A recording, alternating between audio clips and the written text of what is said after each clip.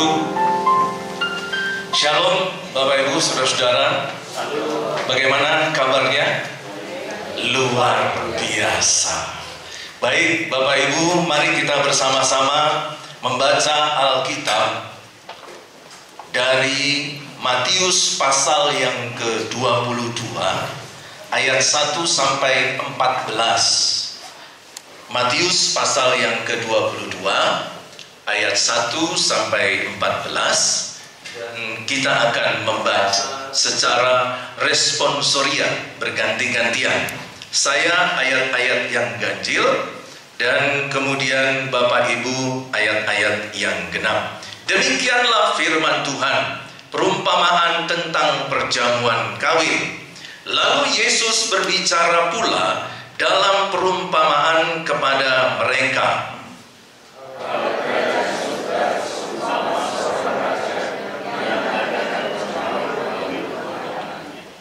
Ia menyuruh hamba-hambanya memanggil orang-orang yang telah diundang ke perjamuan kawin itu, tetapi orang-orang itu tidak mau datang.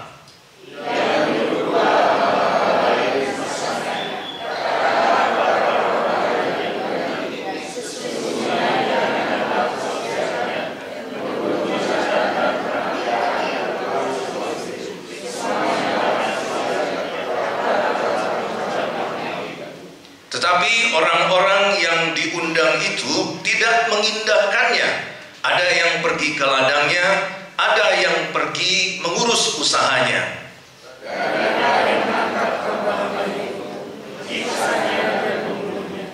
Maka murkalah raja itu, lalu menyuruh pasukannya ke sana untuk membinasakan pembunuh-pembunuh itu dan membakar kota mereka.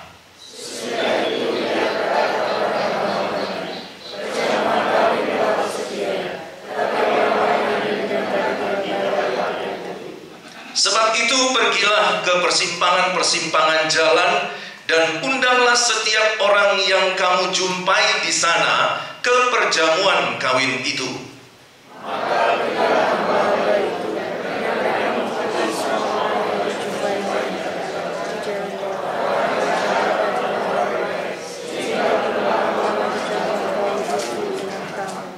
Ketika raja itu masuk untuk bertemu dengan tamu-tamu itu, ia melihat seorang yang tidak berpakaian pesta.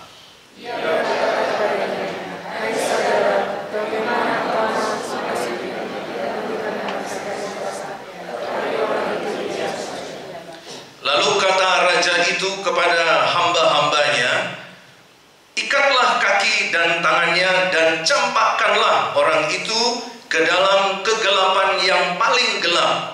Di sanalah akan terdapat ratap dan kertak gigi.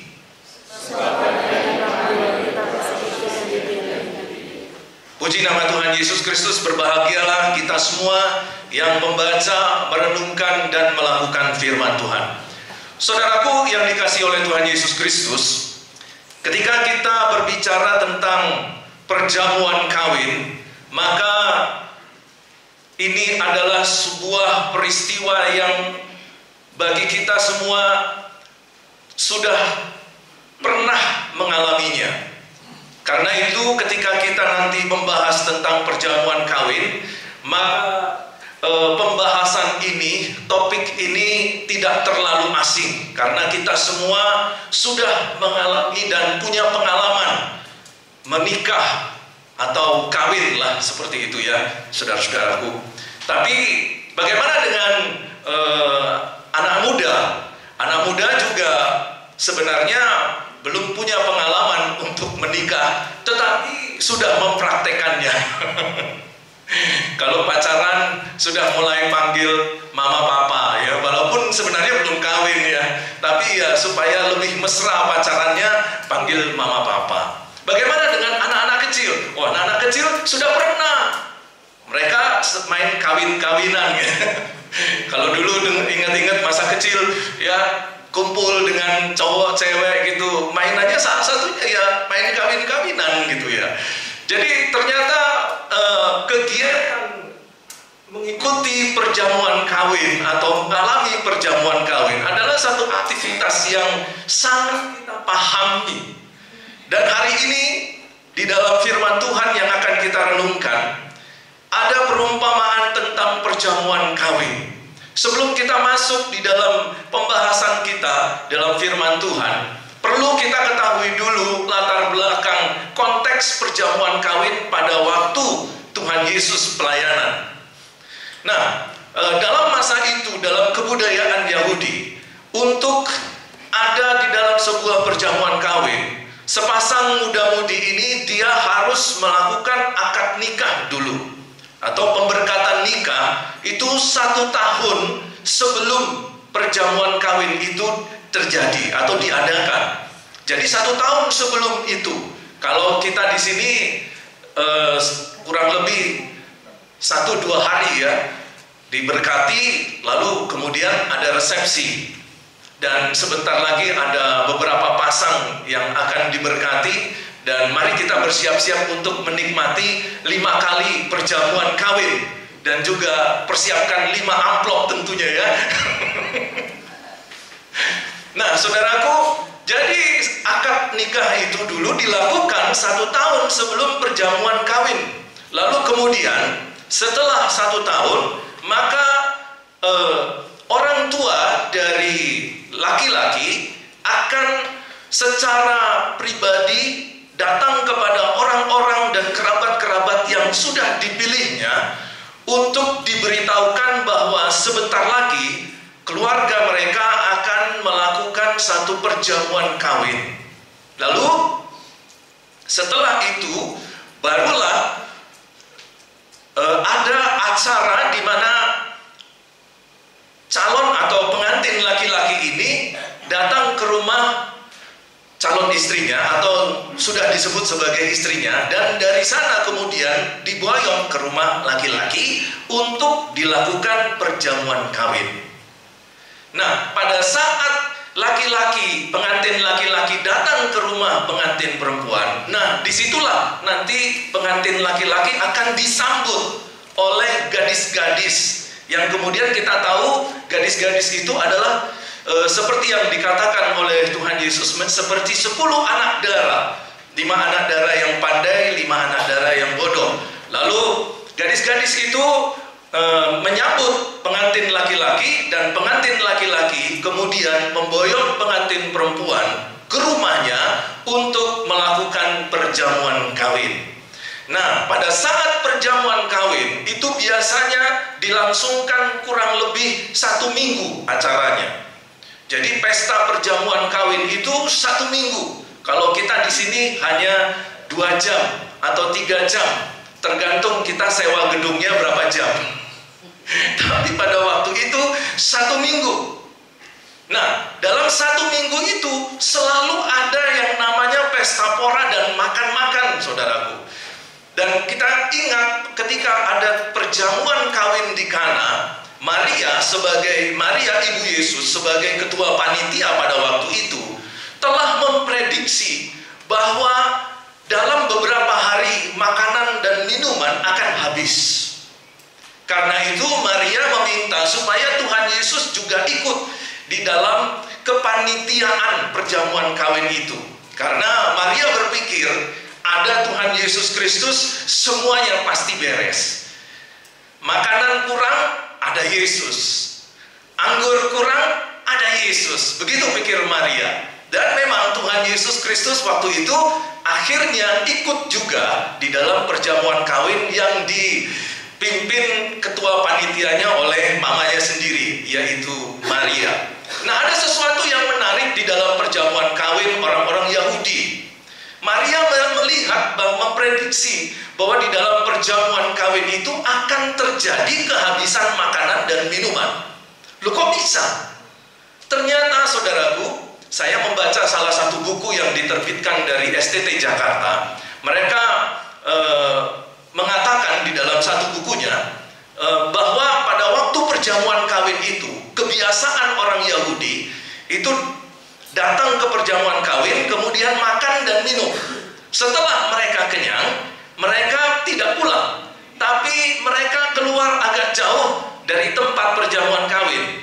Lalu minta maaf ya, tangannya itu dimasukkan ke mulut, disogrok-sogrok sampai mereka mual, lalu rasa muntah, dan kemudian semua yang dia makan itu dimuntahkan lagi. Setelah kosong perutnya, mereka masuk lagi ikut perjamuan kawin. Dan itu terjadi 1 minggu, saudaraku. Apa enggak tekor?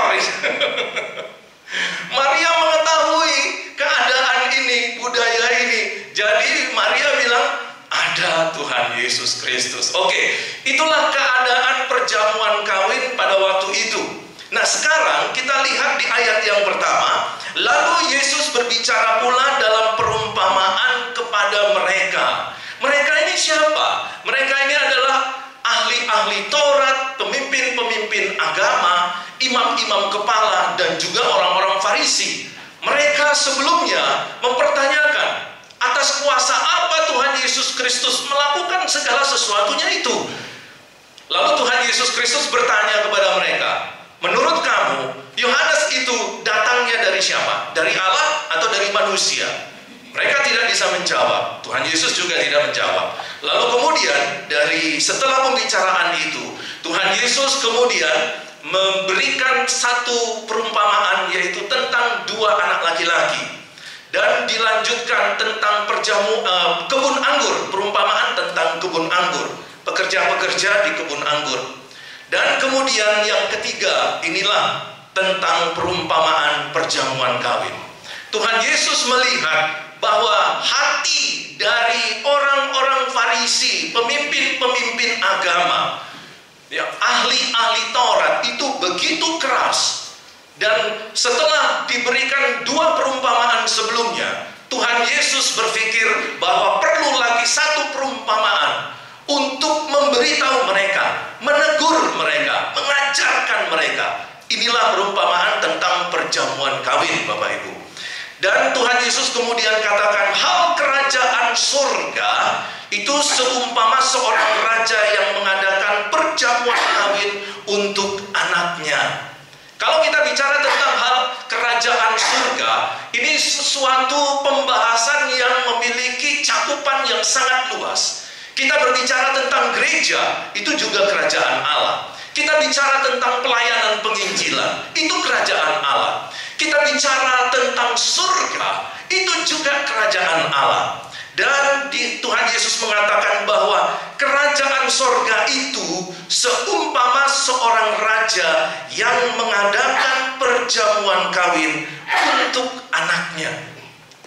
Saudaraku yang dikasihi Tuhan, ketika Tuhan Yesus menyatakan perumpamaan tentang perjamuan kawin, ada sesuatu yang Tuhan Yesus ingin bandingkan kegiatan perjamuan kawin ini dengan sesuatu yang sifatnya rohani atau teologis. Karena itu Tuhan Yesus menyatakan ini di dalam satu perumpamaan. Perumpamaan itu sebenarnya adalah bahasa kiasan simile yang diperluas. Nah, bahasa kiasan simile ini adalah bahasa kiasan memperbandingkan antara yang satu dengan yang lain, itu diperbandingkan. Lalu dari situ kemudian nanti kita bisa dapat nilainya. Karena itu nanti di dalam pembahasan kita selama kurang lebih 30-40 menit ini, kita akan memperbandingkan tentang perjamuan kawin yang dimaksudkan Tuhan Yesus Kristus dengan makna rohani yang Tuhan Yesus ingin nyatakan secara khusus kepada ahli Taurat, orang Farisi, dan secara umum kepada kita semua di zaman kita sekarang ini. Tuhan Yesus katakan bahwa ada seorang raja yang mengadakan perjamuan kawin untuk anaknya. Raja di sini dibandingkan seperti Bapa di surga, dan anaknya di sini adalah Yesus Kristus. Ia menyuruh hambanya memanggil orang-orang yang telah diundang ke perjamuan kawin itu. Tetapi orang-orang itu tidak mau datang. Nah, tadi saya katakan bahwa perjamuan kawin itu cakupannya luas. Tetapi sekarang yang Tuhan Yesus maksudkan itu perjamuan kawin yang mana? Sebagian besar teolog meyakini bahwa yang dimaksudkan perjamuan kawin ini adalah kehidupan nanti ketika kita berada di langit baru dan bumi baru. Kita berada di Yerusalem baru.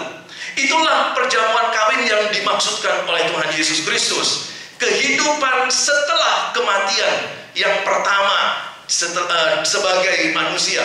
Nah, saudaraku, Tuhan Yesus Kristus mengatakan di ayat yang ketiga, Ia menyuruh hamba-hambanya. Jadi raja ini menyuruh hamba-hambanya memanggil orang-orang yang telah diundang.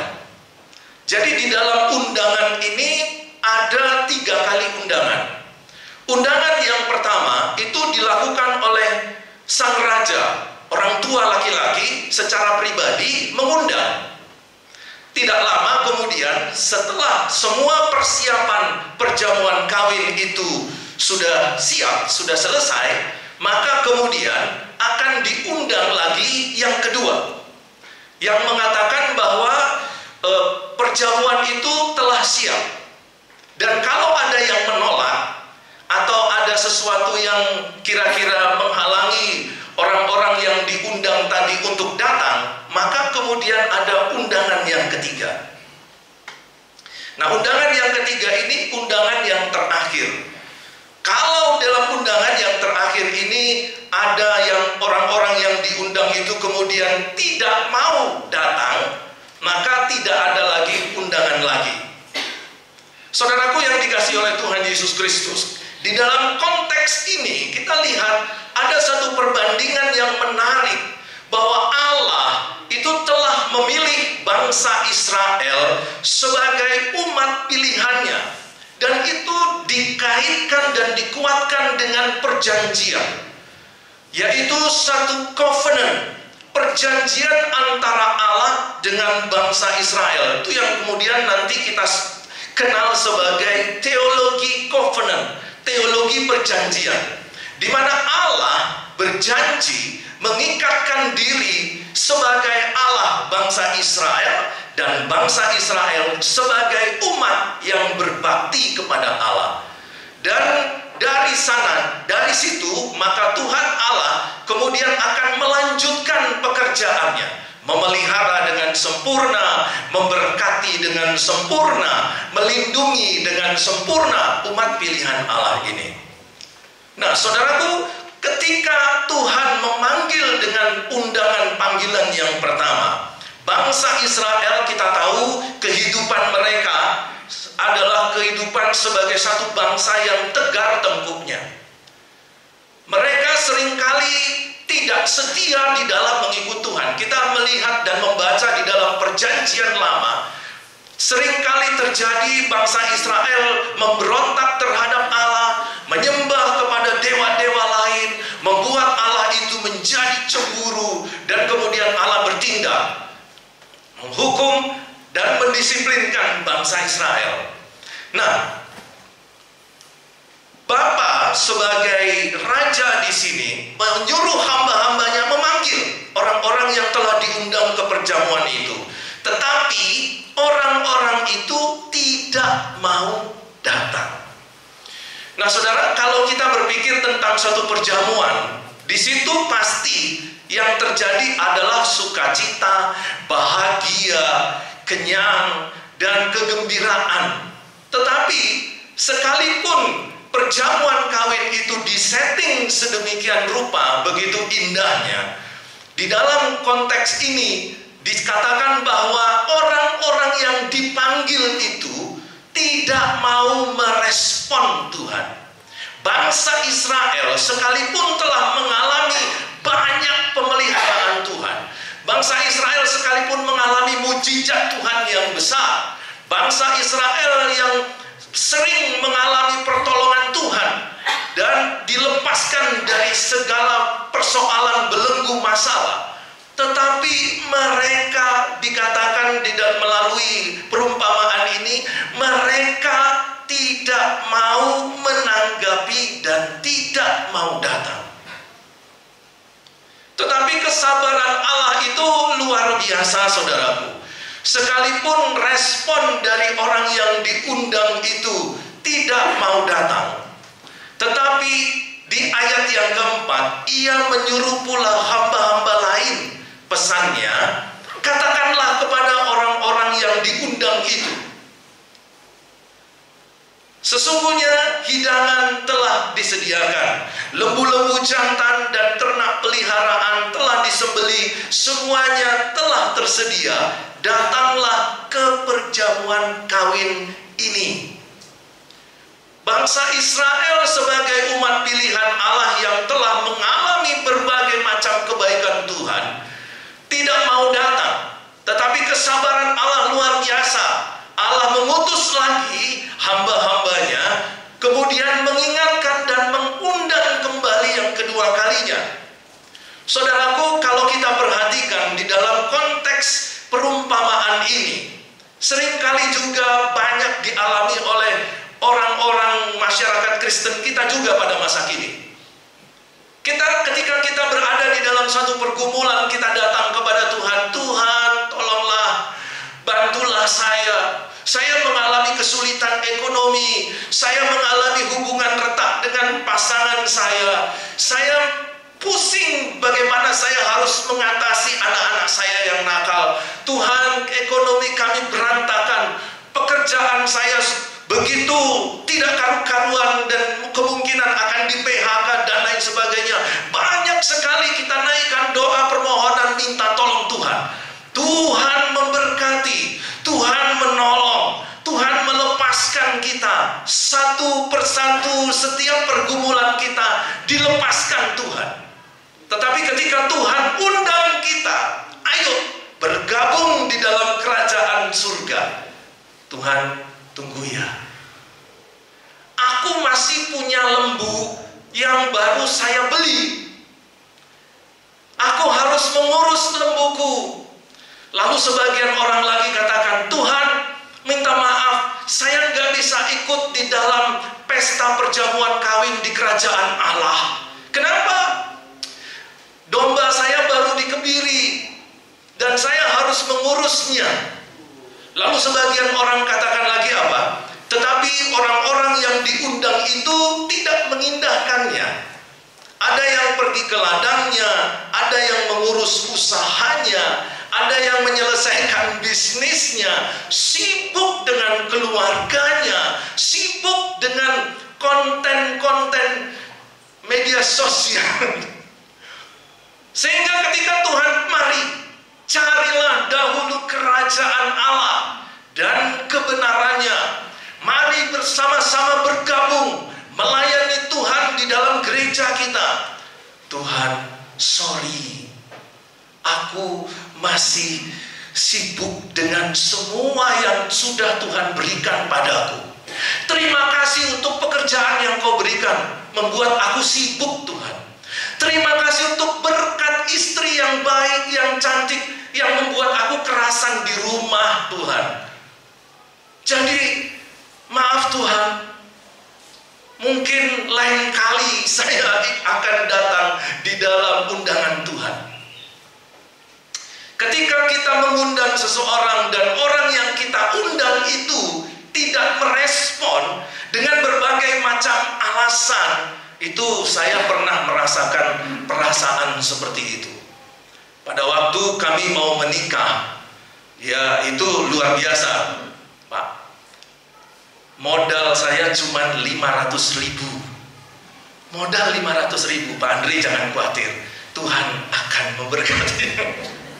Modal 500.000, nekat menikah.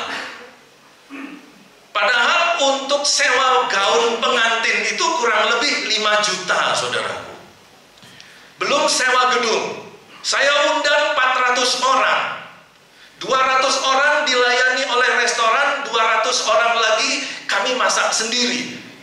Minta tolong ibu-ibu gereja untuk membantu memasak 200 orang. 400 orang, saudaraku. 500.000 aja. Itu nekat. Jadi saya pikir kalau saudara ingin memiliki iman sebesar biji sesawi, saudara perlu nekat. Karena nekat itu bagian dari iman. Jadi Berbahagialah saudara sebagai orang Surabaya yang sudah dikenal sebagai bonek.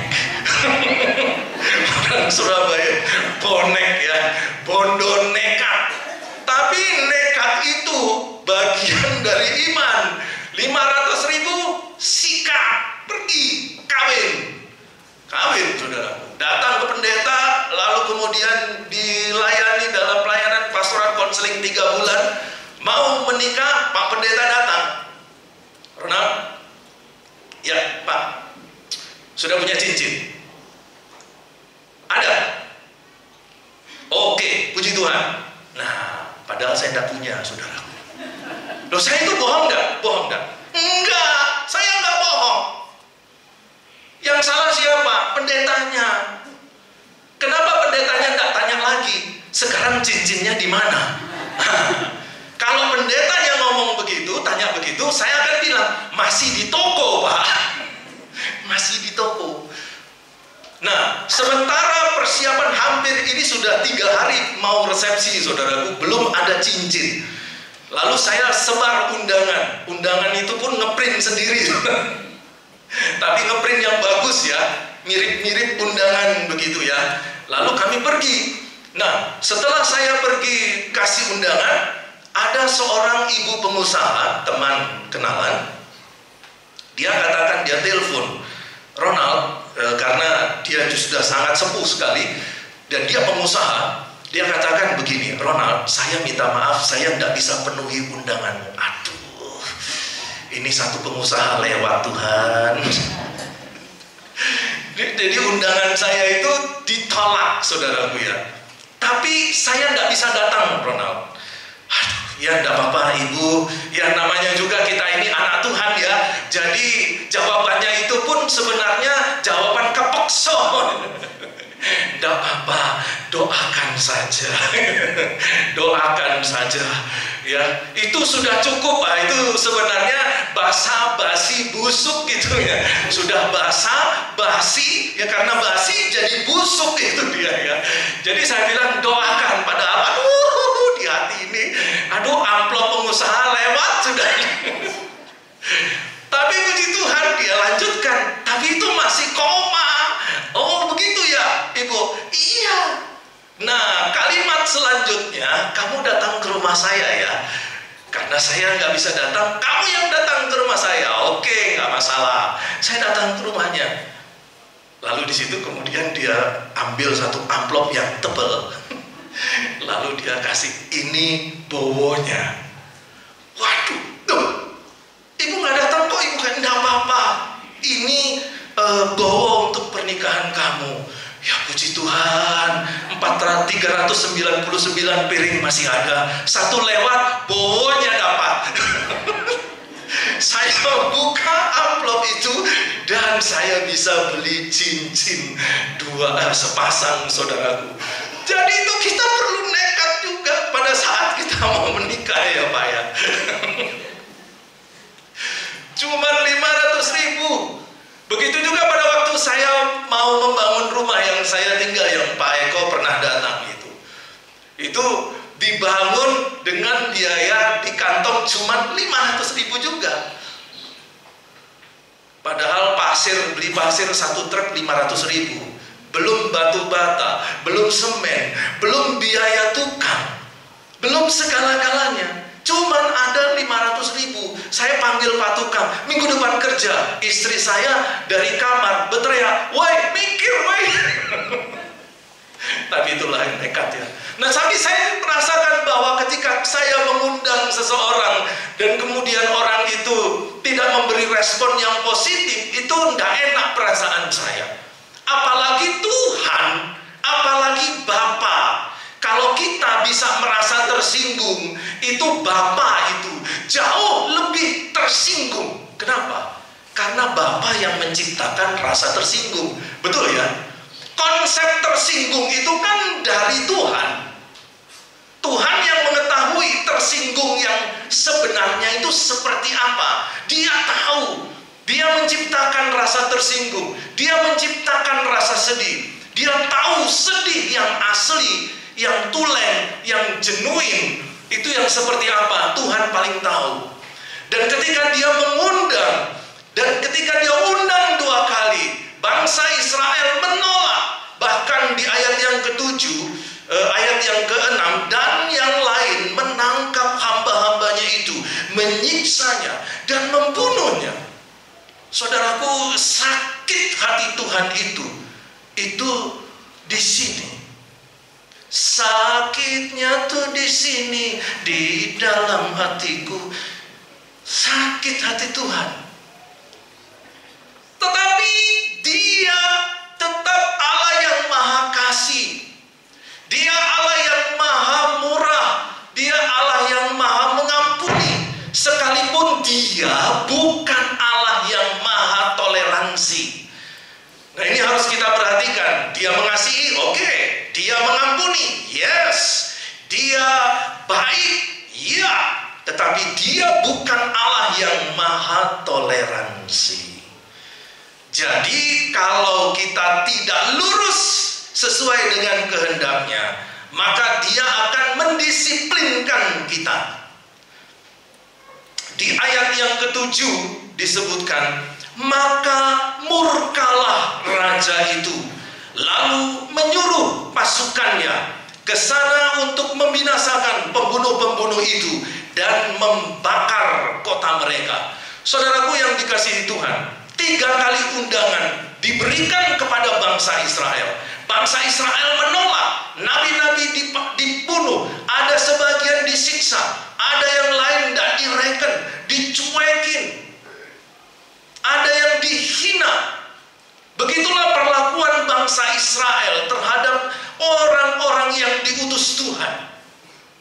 Tidak menghargai, tidak mengindahkan apa yang dilakukan Tuhan. Padahal sebenarnya Tuhan ingin melakukan yang terbaik. Kita diundang untuk menikmati kebahagiaan, tapi kenapa tidak mau? Kenapa? Karena manusia itu telah dikuasai oleh keinginan daging, sehingga undangan Tuhan itu dirasakan jauh lebih tidak memuaskan ketimbang kedagingannya. Dia diberkati, kita menjadi yang seperti ini, itu semua oleh karena berkat Tuhan. Tetapi oleh karena kita dan ketika kita sudah mengalami berkat Tuhan itu, lalu Tuhan, mari sekarang cari kerajaan Tuhan. Datang, ikut ke dalam perjamuan pesta kawin, masuk di dalam rencana kerajaan Allah. Lalu kita katakan, tunggu dulu Tuhan, saya masih muda, saya masih perlu mengeksplor kehidupan ini. Sabar ya Tuhan, nanti kalau saya sudah tua, baru saya mau iring di Kau saja Tuhan. Lalu yang lain katakan, aduh Tuhan, tolong minta maaf Pak Pendeta, saya masih sibuk dengan pekerjaan saya masih sibuk mengurusi suami dan anak-anak saya masih sibuk dengan ini, saya masih sibuk dengan itu. Ini adalah cara menolak undangan Tuhan. Saya pikir di sini tidak ada ya, di sini semua baik-baik. Apalagi pendeta dengan seluruh majelis itu sudah menyebarkan angket untuk karunia rohani. Dari situ kemudian saudara sudah menemukan saudara punya karunia apa. Dan dari situ sebenarnya saudara sudah disiapkan oleh Tuhan untuk mengikuti undangan Tuhan. Jadi kalau saudara ini sekarang mengisi angket, lalu saudara tahu apa karunia saudara, itu bukan karena kebetulan ini sebagai program gereja, ya sungkanlah, tidak enak sama Pak Pendeta dengan para majelis, ya asal isi saja. Oh bukan, ini rencana Tuhan, ini adalah undangan Tuhan untuk kita semua terlibat di dalam kerajaan Allah. Maka harusnya kita siap untuk meresponi undangan Tuhan. Bukan kemudian kita mengabaikan, itu nantilah gampang cincai-cincai aja lah sama Pak Pendeta ya. Nanti bilang aja begini begitu, Pak Eko nggak akan marah. Pak Eko tuh pernah nggak kamu lihat Pak Eko marah? Nggak pernah. Jadi ya bilang aja, jujur aja, nanti kan Pak, iya nggak apa-apa Pak, nggak apa-apa. Banyak doa ya Pak ya. Saudara, kalau ada yang melakukan ini, dia telah mengabaikan undangan Tuhan. Sama seperti bangsa Israel mengabaikan apa yang sudah Tuhan undang. 3 kali diabaikan, saudaraku. Lalu Tuhan di ayat yang ke-7, raja itu murka dan menyuruh pasukannya untuk membinasakan pembunuh-pembunuh itu. Saudaraku, itulah yang terjadi ketika kita mengabaikan Tuhan. Perhatikan apa yang tadi saya sampaikan, bahwa Tuhan Yesus memberikan pengajaran kepada murid-muridnya, carilah kerajaan Allah dan kebenarannya. Tanggapi undangan Tuhan, maka semuanya akan ditambahkan kepadamu. Lalu kalau kita balik ini, kalimat ini kita balik, kalau kita tidak mencari kerajaan Allah terlebih dulu, kalau kita tidak memprioritaskan undangan Tuhan terlebih dahulu, maka semua yang ada pada kita akan diambil. Lalu kalau sudah begitu, jangan kemudian kita salahkan Tuhan. Tuhan, kenapa Engkau tidak memberkati aku? Kenapa Engkau jauh dariku? Sampai kemudian ada lagu yang mengatakan Tuhan itu serasa tidak bersama dengan aku, Tuhan serasa jauh dari aku. Terkadang kita merasa, betul kan? Tak ada jalan terbuka, tak ada lagi waktu, terlambat sudah. Itu bukan karena Tuhan tidak baik dengan kita, bukan. Tapi karena kita tidak merespon undangan Tuhan.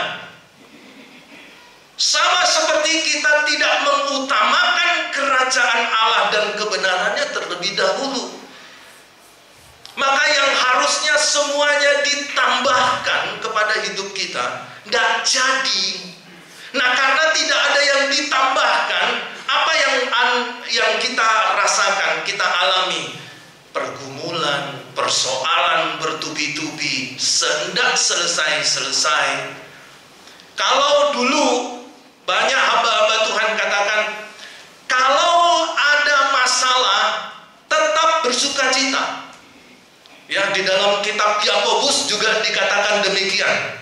Berbahagialah senantiasa sekalipun kamu berada di dalam berbagai-bagai penganiayaan, di dalam berbagai-bagai masalah. Kenapa? Karena masalah itu ditambah dengan kuasa Tuhan sama dengan mujizat. Masalah ditambah kuasa Tuhan sama dengan mujizat.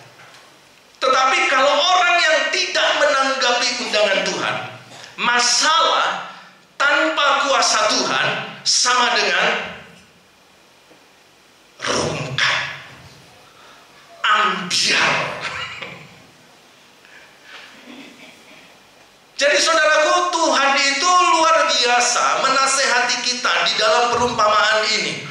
Dan dia memperingatkan supaya kita tetap menanggapi undangan Tuhan. Jangan seperti bangsa Israel. Sesudah itu ia berkata kepada hamba-hambanya, perjamuan kawin telah sedia. Tetapi orang-orang yang diundang tadi tidak layak untuk itu. Bangsa Israel yang harusnya menjadi prioritas, berkat Tuhan melimpah-limpah bagi bangsa ini, dan juga akan efeknya itu terjadi kepada seluruh bangsa yang ada di bumi ini, tidak terjadi. Karena itu kemudian Tuhan mengalihkan perhatiannya, yaitu kepada bangsa-bangsa lain. Karena bangsa Israel menolak undangan Tuhan, maka kemudian di ayat yang ke-8 ia berkata kepada hamba-hambanya, perjamuan kawin telah tersedia, tetapi orang-orang yang diundang tadi tidak layak untuk itu.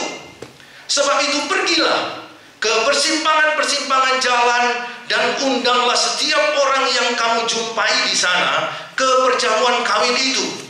Maka pergilah hamba-hamba itu dan mereka mengumpulkan semua orang yang dijumpainya di jalan-jalan, orang-orang jahat, orang-orang yang baik, sehingga penuhlah ruangan perjamuan kawin itu dengan tamu. Ketika raja itu masuk untuk bertemu dengan tamu-tamu itu, ia melihat seorang yang tidak berpakaian pesta. Karena penolakan bangsa Israel, maka Tuhan kemudian mengalihkan perhatiannya kepada bangsa-bangsa lain. Israel sebagai umat pilihan Allah menolak Allah, tidak menghargai undangan Allah. Maka Allah sekarang mengalihkan perhatian dan kasih-Nya kepada bangsa-bangsa lain, kepada kita. Oleh karena itu kemudian pengorbanan Tuhan Yesus Kristus di atas kayu salib, karya keselamatan yang begitu sempurna, disediakan bagi bangsa-bangsa lain. Karena itu sekarang kita bisa menikmati kebaikan Tuhan. Kita bisa menikmati pengampunan dosa. Kita bisa menikmati anugerah yang besar. Walaupun dosamu merah seperti kirmisi, akan diputihkan seputih salju. Walaupun dosamu merah seperti kain kesumba, akan diputihkan seputih bulu domba. Bahkan Allah akan melupakan segala dosa dan kejahatan sejauh timur dari barat. Pekerjaan keselamatan yang Tuhan Yesus buat begitu sempurna, sehingga ketika ia ada di kayu salib dia katakan, tetelestai, sudah sempurna, selesai, sempurna semuanya. Dan kita menikmati itu. Kita menikmati anugerah Tuhan, keselamatan Tuhan, karya Tuhan yang Tuhan buat, kita dapatkan gratis. Di sini dikatakan gratis. Semua orang yang diundang itu datang ke dalam perjamuan tanpa perlu membawa bowo.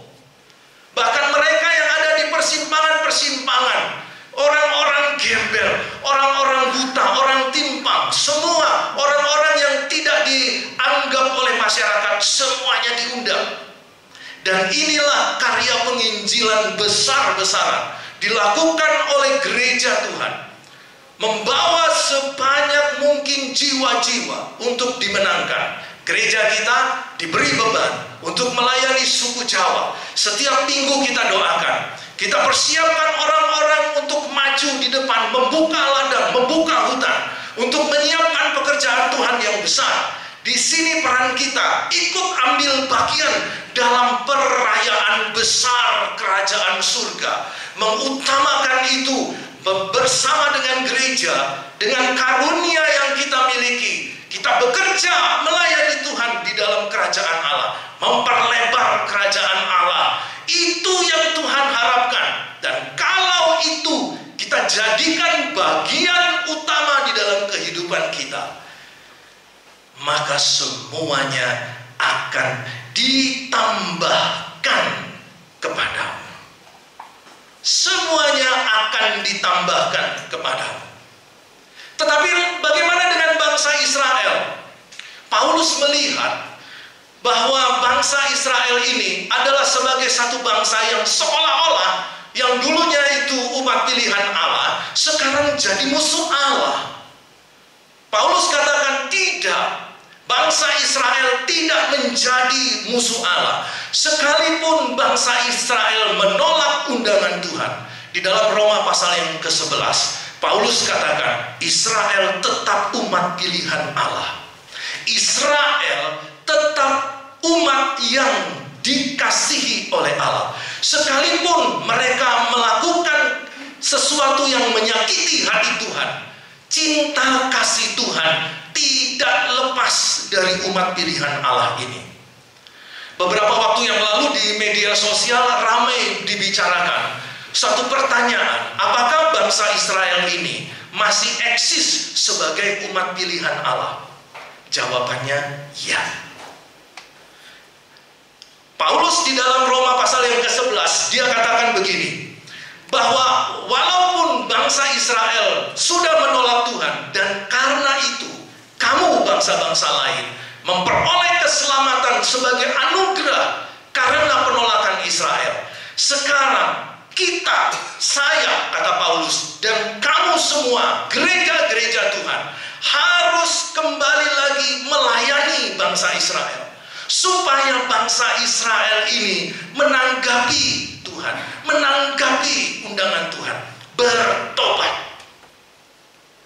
Jadi Paulus mengatakan bahwa kita sebagai gereja, kita sebagai orang Kristen, bukan aliran yang berbeda dengan orang Yahudi. Paulus katakan kita ini adalah ranting dari pohon lain yang dicangkokkan pada akar bangsa Israel. Kalau Israel punya bapa jasmani Abraham, kita Abraham itu bapa rohaninya. Jadi Paulus katakan, kamu jangan sombong, kamu jangan lupa diri. Sebagai bangsa-bangsa lain, kamu diselamatkan oleh karena penolakan bangsa Israel. Karena itu, ketika kamu sudah mengalami keselamatan, jangan lupakan bangsa Israel. Doakan, layani. Jadi saya pikir kita sudah mulai membiasakan diri mendoakan bangsa Israel, supaya Tuhan menjamah bangsa Israel dan mereka bertobat. Bukan saja seperti itu, tapi kita juga harus ikut ambil bagian dalam satu program besar untuk membawa bangsa Israel dimenangkan bagi Kristus. Itu adalah salah satu tujuan utama kita. Kita bisa diselamatkan oleh karena penolakan bangsa Israel. Paulus katakan jangan sombong. Paulus katakan ingat, gara-gara bangsa Israel seperti itu, kamu diselamatkan. Sekarang layani bangsa Israel. Doakan, bantu, dukung mereka. Itu bukan nasihat saya, saudaraku. Itu nasihat Paulus di dalam Roma pasal yang ke-11. Dan ada satu lagi, saudaraku. Mari kita baca sama-sama. Roma 15.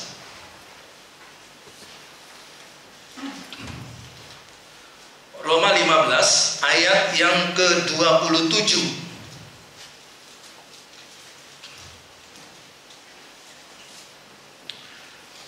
Sudah dapat? Saya bacakan untuk saudara. Roma 15 ayat yang ke-27. Keputusan itu memang telah mereka ambil, tetapi itu adalah kewajiban mereka. Sebab jika bangsa-bangsa lain, yaitu kita ini gereja, bangsa-bangsa lain, masyarakat Kristen, telah beroleh bagian dalam harta rohani orang Yahudi. Kita ini dapat harta rohani orang Yahudi. Kitab sucinya kita ini, kitab sucinya orang Yahudi. Juru selamat kita orang Yahudi. Nabi-nabi yang ada di PL yang kita juga yakini sebagai nabi, pengajarannya kita imani dan amini, itu juga orang Yahudi. Para rasul sebagian besar orang Yahudi. Jadi keselamatan yang kita dapatkan itu adalah dari bangsa Yahudi.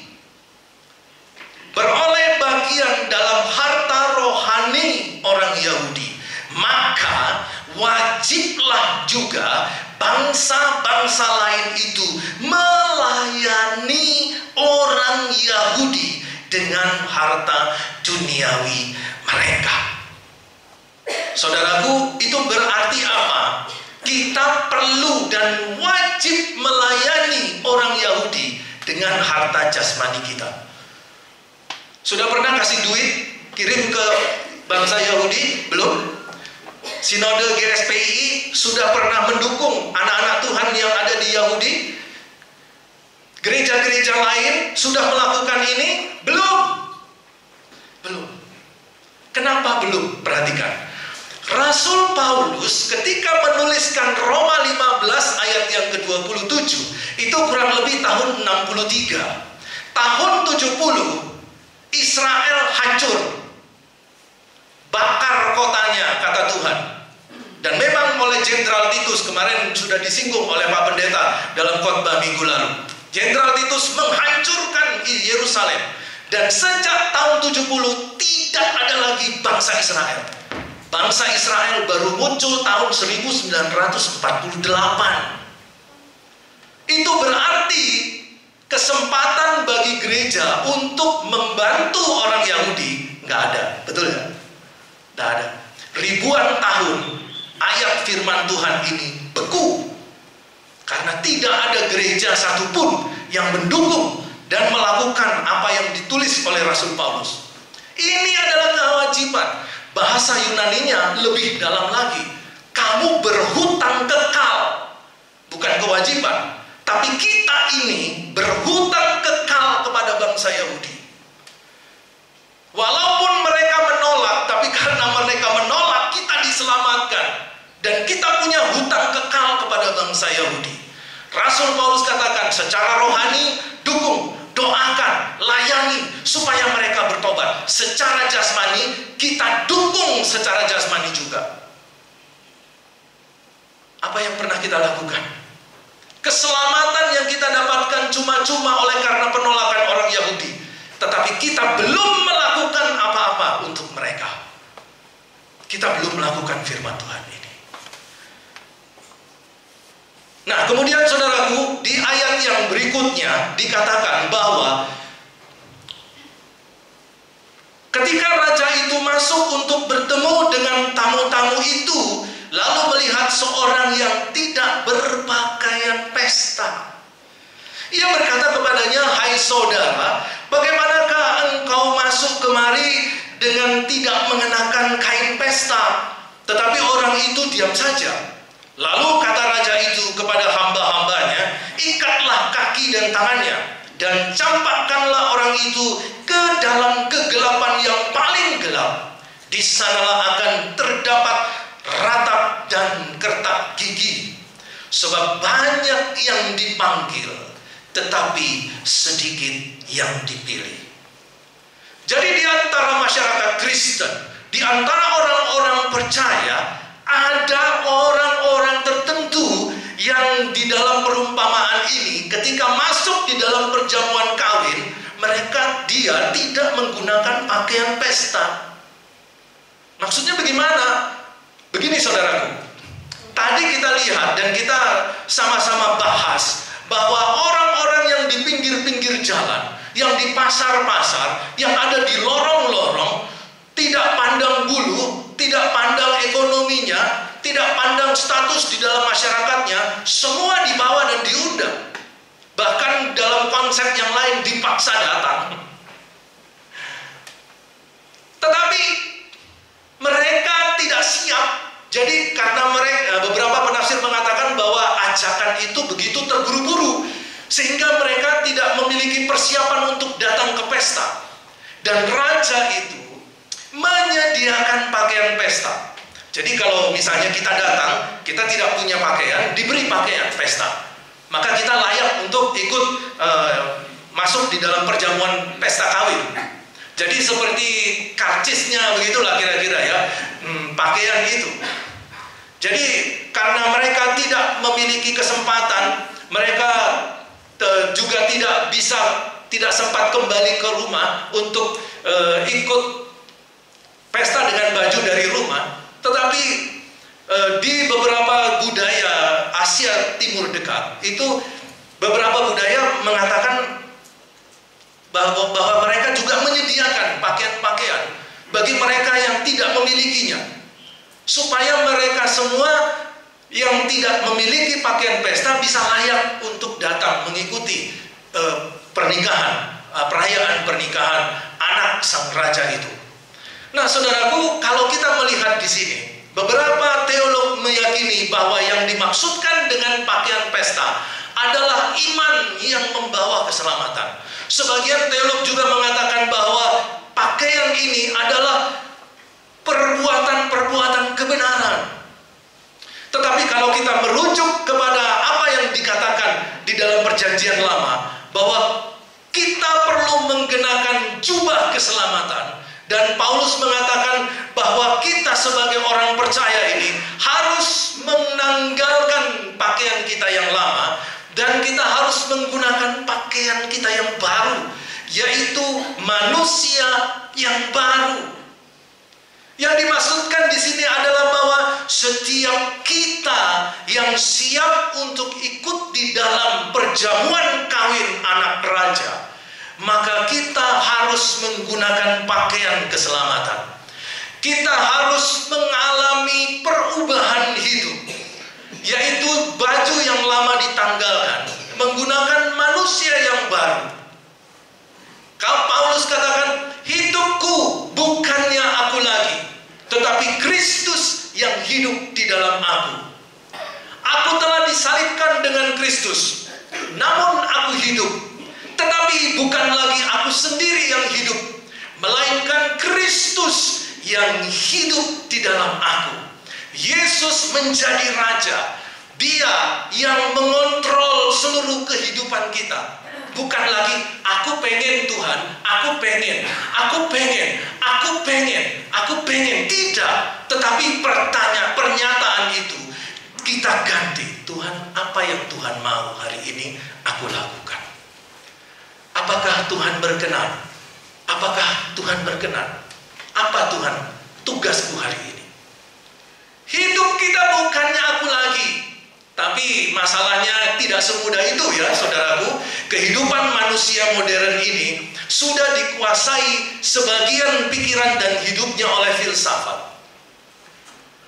Jadi kalau filsafat itu sudah menguasai pikiran dan kehidupan kita, maka kadang-kadang kita merasa kesulitan untuk melakukan firman Tuhan. Kenapa? Karena pertimbangan di pikiran kita itu sudah terkontaminasi dengan filsafat, materialisme, hedonisme, sekularisme, egoisme, dan lain sebagainya. Sehingga ketika Tuhan berfirman seperti ini, itu kita mulai mikir, kok kayaknya nggak cocok ya? Kok kayaknya nggak bisa ya? Kok kayaknya nggak bisa ya? Nah, inilah pemikiran-pemikiran lama yang harus ditanggalkan dan kemudian menggunakan pemikiran-pemikiran yang baru yang diubahkan oleh Yesus Kristus. Yesus mengatakan itu kepada Nikodemus. Nikodemus, engkau pengajar Yahudi, engkau doktor teologi kitab Taurat. Tapi kalau engkau tidak dilahirkan kembali, maka engkau tidak akan mendapatkan kerajaan surga. Orang yang tidak dilahirkan kembali tidak akan bisa menikmati perjamuan kawin. Apa maksudnya dilahirkan kembali? Hidup di dalam pertobatan, diubahkan, dibereskan hidupnya.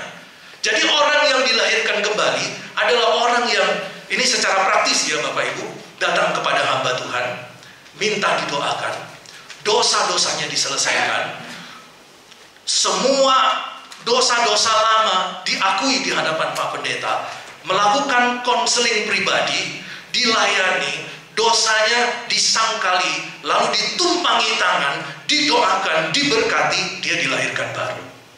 Jadi kelahiran baru itu bukan sekedar Tuhan Yesus, aku terima engkau sebagai Tuhan dan Juru Selamatku. Belum. Saudara harus melewati pastoral konseling pribadi.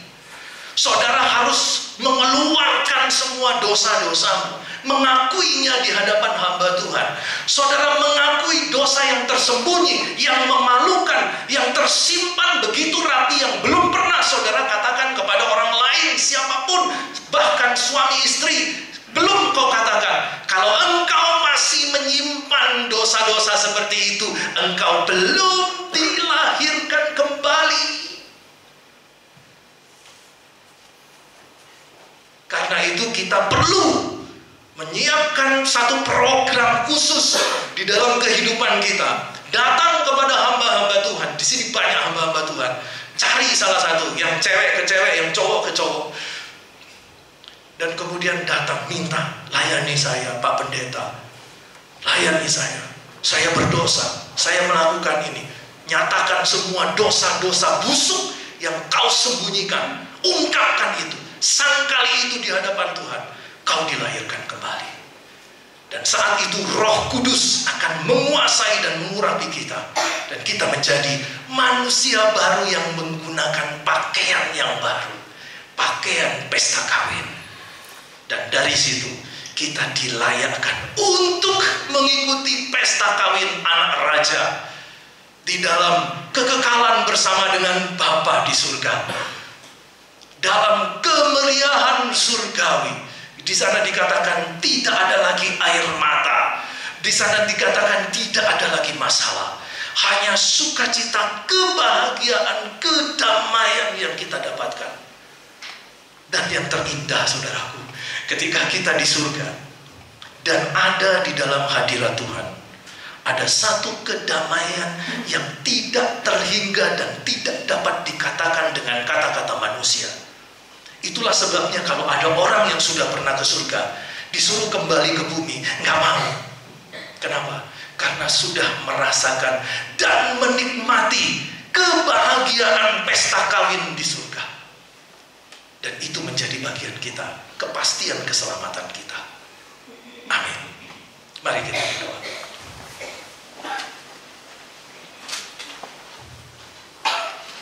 Tuhan Yesus, kami bersyukur karena pada pagi hari ini di rumah Tuhan, Tuhan kembali lagi mengingatkan kami bahwa kami sebagai anak-anak-Mu harus tetap berada di dalam jalur rencana Tuhan, menanggapi undangan Tuhan, bahkan menjadi bagian dari program karya keselamatan Allah, menjangkau sebanyak mungkin jiwa dan tetap hidup di dalam pertobatan dan kelahiran baru.